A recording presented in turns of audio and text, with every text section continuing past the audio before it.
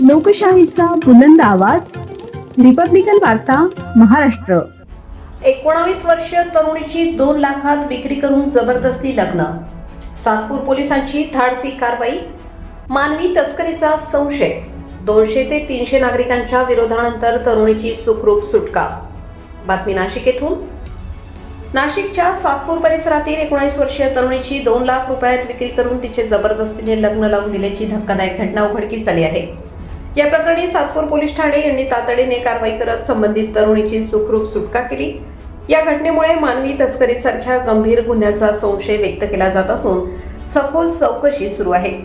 याबाबत सविस्तर वृत्त असे की सपना बुगप्पा कानपुरते राहणार कार्बन नाका सातपूर नाशिक यांनी 28 फेब्रुवारी 2020 रोजी सातपूर पोलीस ठाण्यात तक्रार दाखल केली की त्यांची मुलगी कशिश राजू सोनवणे व 19 वर्ष ही 27 फेब्रुवारी रोजी घरातून कोणास न सांगता निघून गेली आहे.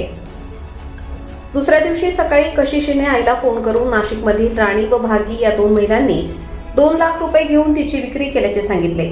तसेच नांदगाव तालुक्यातील जातेगाव येथे नेऊन नवनाथ शिरडकर यांच्याशी जबरदस्तीने विवाह लावून दिल्याची माहिती तिने दिली.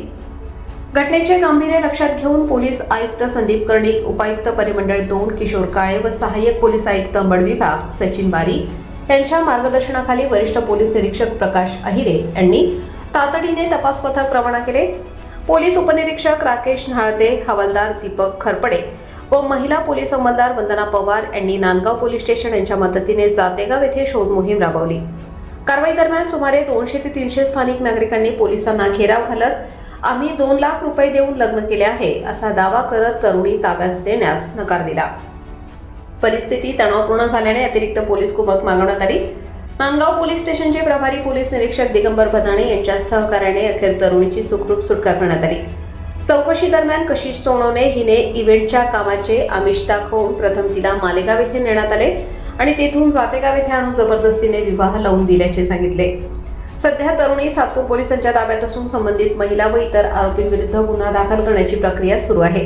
सदर प्रकरणाचा पुढील तपास सातपूर पोलीस ठाणे करीत असून मानवी तस्करीच्या अनुषंगाने सखोल चौकशी करण्यात येत आहे. रिपब्लिकन वार्ता महाराष्ट्र न्यूज साठी नांदगाव प्रतिनिधी मुक्ताराम बागुल, नाशिक.